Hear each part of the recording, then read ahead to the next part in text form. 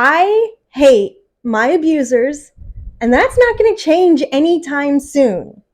So, hi there. My name's R.I. Paulsgrove. I am someone who's dealt with a lot of abuse, and I write books, and yeah, now you know. I hate my abusers. And usually the response I get when I say this is something along the lines of, you need to forgive them for yourself. Bitch, no, I don't. No, I don't. I don't. Forgiving my abusers would not be helpful to me. But you don't do it for them, you do it for yourself. No, I don't want to do that for myself. If I'm doing it, I almost knocked my light over. If I'm doing it for myself, then shouldn't it be my choice? And shouldn't it be something that I actually want to do and something that I know would help me in the healing process, not something that you're telling me to do? I don't understand why people give this advice. Is it because they want like a feel-good, happy Hallmark ending? Like, you know what? I'm sorry. If you want a happy, feel-good Hallmark ending, protect kids.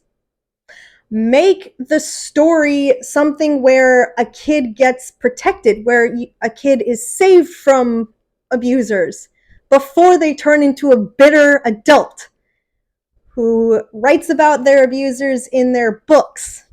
Yeah. Don't let them get to the point that I'm at. That's the happy ending you should be trying to get. Don't try to tell me that I should just forgive my abusers. And then they're like, but you can't let it fester. You can't let it eat you up. Okay, but that's not how that works. That's not how that works for me. So when I say I hate my abusers, what does it look like to actively hate someone? Well, for me, it looks like processing trauma.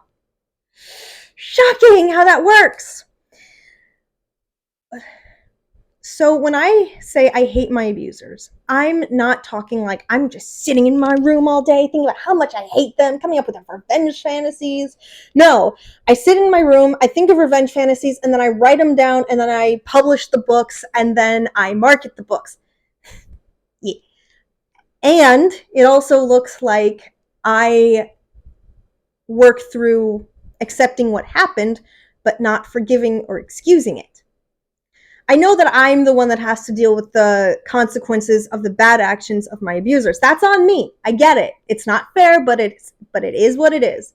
And I'm mad at them for that. I'm not going to stop being mad at them. That anger, though, does it affect my daily life? I mean, not really. It affects my writing in a way that helps me be, I guess, productive in my processing. I don't know if that makes any sense, but it doesn't slow me down. It doesn't take away from the life that I'm building for myself. It's kind of like grief, if that makes any sense. Because when you are grieving, when you're grieving a really, really significant loss, it's not something that you just get rid of. It's not something really that ever goes away. It's something that you learn to kind of carry around with you and manage. And that's what my anger is like. It's something that I carry around with me. It's not necessarily a burden, and it's not something that's so overwhelming like it used to be. It used to be really overwhelming, but I'm learning how to manage it. I'm learning how to pack it better and carry it with me. And like I said, even use it in my writing to be productive and help me process what happened with all my emotions. So, is it healthy? That's another thing people say, oh my God, that's not healthy. That's not healthy. Well, you know what else isn't healthy? Being forced to forgive someone who damaged me severely, traumatized me. That's not healthy either.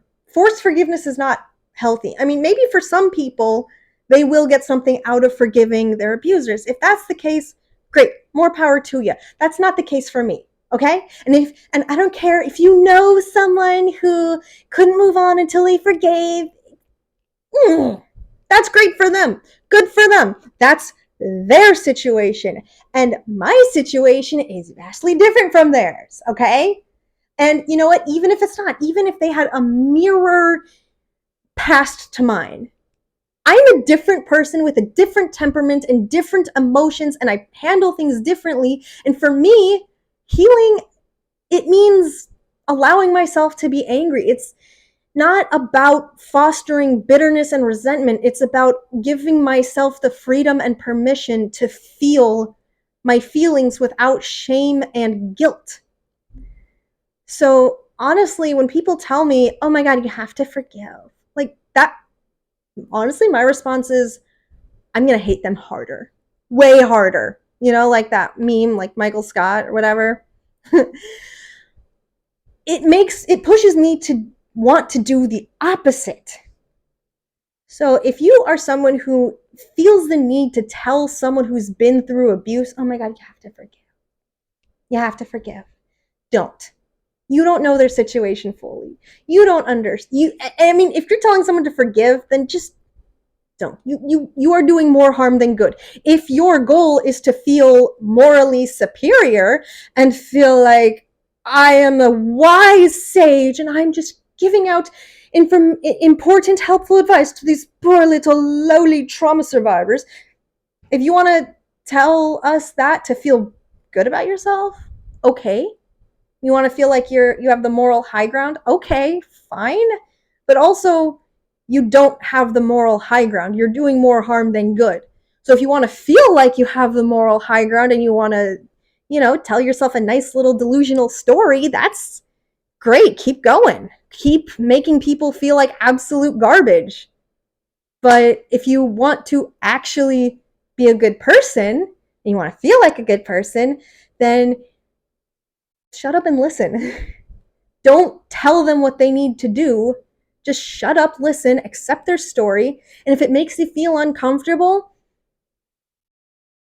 oh goodness, oh no, bad things happen in the world, trauma happens.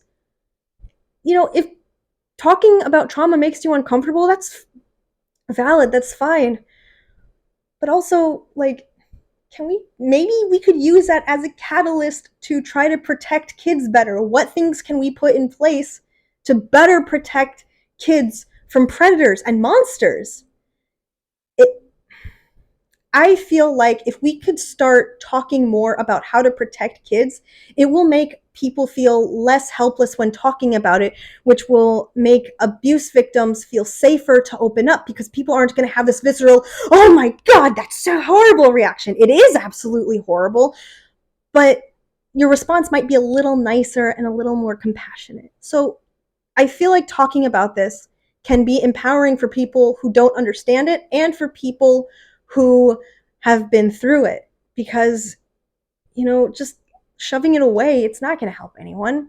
And obviously, if you're an abuse victim and talking about it doesn't help you, by all means do what you got to do. For me, it's empowering. For me, it makes me feel less helpless. And like I said, I know a lot of people are uncomfortable when I talk about this stuff. And I think a lot of that's because people feel helpless.